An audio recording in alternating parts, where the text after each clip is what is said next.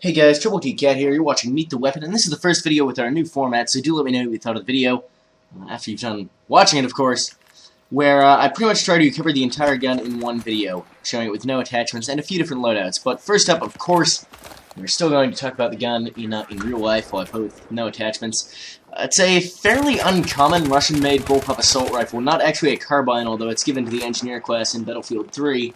The weapon is only manufactured in small numbers and is not widely used, so it was actually a little hard to find a lot of detailed information about this gun. But I did find some stuff. It was originally designed to fire 7.62 by 39mm rounds, but there's also a model chambered for 5.56 by 45mm NATO, which is, according to Battlelog, the version we've got in this game, so it's the same ammunition used by the M4 in the engineer kit. It's got a pretty fast rate of fire at around 800 rounds a minute and an effective range of about 600 meters. In real life, this gun actually has an integrated 40mm grenade launcher mounted under the barrel, but that's not in Battlefield 3, presumably because, you know, engineers don't get grenade launchers, and they want to make this an engineer weapon. It gets around the problem of, I thought this is sort of interesting, of bullpups mentioned in my LAD-5A2 video, which is that they can often be only used right-handed. By having a forward-facing ejection port located above the pistol grip, so regardless of which hand the weapon is used in, cases fall out of the gun well away from the user's face, which is good, although I believe if you were using it left-handed they would still cross your line of vision. They're not going to actually have any chance of hitting your face or being directly in front of you. So, in the game, do I like it? I do. I do quite like it, actually. It's got a good rate of fire. It's a sort of moderate rate of fire for carbines, but it makes it pretty controllable, where otherwise, if it had a faster rate of fire, it would probably be kind of hard to control, because it's got a lot of horizontal recoil. Vertical recoil, not a huge problem on this gun. There is some, but it does kind of bounce around a little bit with the side-to-sideness. Bounce around a little bit with the side-to-sideness. I am fucking amazing at English. Which makes the forward grip a really good attachment to have on this gun to bring that horizontal recoil down. But, you know, it's pretty controllable anyway. I like the iron sights on it. They're fairly clear, which is always nice. And it's got, you know, sort of moderate damage, decent hipfire accuracy. I don't know, it's not, there's nothing amazing about this gun to me, but it's definitely quite solid all around. It's just a good sort of middle-of-the-road, average handling, but quite capable carbine in this game. It's not actually a carbine, but whatever, we're going to call it that because it's on the engineer kit. We're going to call it that when we're discussing it in the game in particular. So, I do like it, but it's not super amazing, but it is quite a solid gun, and it's definitely one that's worth using. I would honestly probably use this more, but it looks fucking weird. It's a little bit of a turn-off for me. Anyway, on to our first attachment loadout, which is going to be sort of a medium-range kind of thing, which we'll see in just a moment. Okay, so here I decided to use the PSO 4x scope, a foregrip, which as I mentioned is quite excellent on this gun, and a heavy barrel, because the base accuracy on this gun isn't that great. Your bullets tend to come out at a bit of an angle, but if you shove the heavy barrel on there, nice and straight, all good for medium-range shooting. You can see me there right away, doing some decent stuff at sort of mid-range. With this gun, the damage on all the engineer weapons is kind of low at range. The minimum damage is quite low and it drops pretty quickly.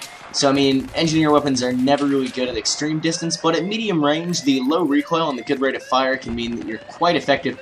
I did find the recoil on this weapon is a little bit high still for full auto shooting at distance. You really want to be, even at medium range, making sure you're on that single fire so you can actually hit dudes, because as I said, it does sort of bump around a bit when you fire it in full auto. And obviously heavy barrel does not make that any easier.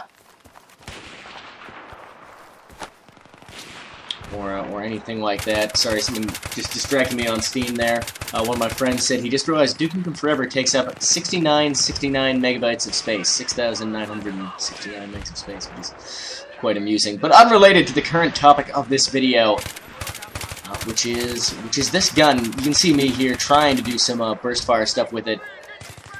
Well, I mean, it was in full auto, it doesn't have burst fire mode, but not hugely successful. Then hipfire and at close range. All the carbines have decent hipfire accuracy. The A91's is not super tight. A laser sight would probably also be good on this loadout. or any old loadout where you're going to be doing a lot of hip firing, of course. But it's generally adequate. You'll see me get a few more hip fire kills here, even with this heavy barrel on and this sort of medium range optics. Is not really a huge problem for Great Soviet A91, but it's not the most amazing thing in the world either. Turns out medium range loadout most good at medium ranges or so. I know that's a pretty shocking fact to be revealed at this juncture to you, but it's actually 100% true. So yeah, this loadout works good in open areas like that park on Metro or these long tunnels where there's a bit more sort of longer range shooting, and it's pretty solid. It works a little bit better than I thought it would, actually. I was kind of just screwing around because I haven't used this gun a huge amount, largely because of how odd it looks. But I found this to be quite effective, quite a good little setup for making this gun a little bit more potent at, you know, more distance. More distance. I'll throw in here because I've got a second before the next loadout comes up. I'm recording slightly differently. I'm actually recording down at 1280 by 720. Hopefully this is going to give optimal visualness. I was doing this for a while before, but I ended up not liking it because of how cluttered the UI is. It's less of a problem now, though, that the chat box is much smaller. So I'm sort of okay with this now. So this will probably be the recording point for most of you. Anyway, next loadout coming up in just a second. Okay, so this last loadout, if I had a name for it, I guess I'd call it like a kind of Spec Ops loadout. Foregrip and a suppressor. I'm using iron sights at first, because as I said, I do like the iron sights on this gun. I don't really like the way the various basic Russian scopes look on it, and that's always, you know, really important, is how your weapon actually looks is probably the most important aspect of its performance, getting brought back to life there. I do want to mention the suppressor is beautiful on this gun, absolutely wonderful. Gets that recoil right down when combined with the foregrip, and you've still got a very, very potent gun thanks to these moderate damage and the good rate of fire. I do find this to be a really beautiful setup for this gun. Just iron sights, suppressor, foregrip, simple, basic, obvious stuff, but absolutely fantastic on this gun. It makes me very happy to use. The only thing that makes me unhappy about this gun is its appearance, but it looks sort of okay when you swap a suppressor on there. You know, it helps with that too. But I do end up, well, you'll see in a minute, I do end up slapping a PK 3.4 times sight on here. You guys, if you're regular viewers of the series, know that I have a massive hard-on for the Russian 3.4 times sight. I think it's absolutely beautiful. And it works really good on this gun, on this setup in particular with the suppressor and the foregrip bringing the recoil down. You can also do some good medium range work if you have that sight on. One thing I didn't show for this gun, but that I would also recommend, would be a laser sight would be good on this gun. The hipfire accuracy is not the best, and if you wanted to go for just a straight-up close quarters powerhouse kind of loadout, a laser sight or even a tack light, and maybe the earned scope on the right map. Some maps the earned is just awful on now though. Is going to serve you fantastically well on this gun. I'm in a weird mood tonight. This is the first time I'm doing commentary like this, and I've actually recorded the 3 parts of this commentary separately. The first 2 I recorded right next to each other, but this one I went and ate dinner, and then I had a phone call. Put me into a bit of a strange state of mind before I came back to record this, but I absolutely don't even know why I'm talking about that. I'm absolutely not wanting to get brought back to life there in front of that fucking sniper again for a 3rd time also. But that time I did actually manage to make it inside, mercifully. So yeah, I've got the 3.4 times sight on there now.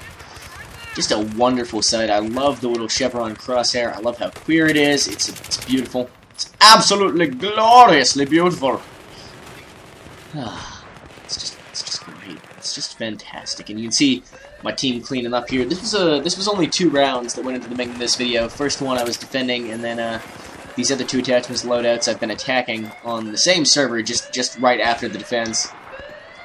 And we absolutely mopped the floor with the enemy team, which is always nice. A lot of these videos, now that I'm doing them in this new style, you'll probably see like a couple of different maps and stuff like that, because I may or may not, you know, get good rounds just in a row like this, all on the same map. But I mean, that seems good, you know. A little bit more variety in each video is never ever going to be a bad thing, unless it's too much variety. Like if I made every 3rd frame it changes maps and weapons entirely, that might be That might be slightly more variety than you guys would be interested in. I don't know. Leave a comment below. Is that a type of video you'd like to see? Some kind of seizure-inducing...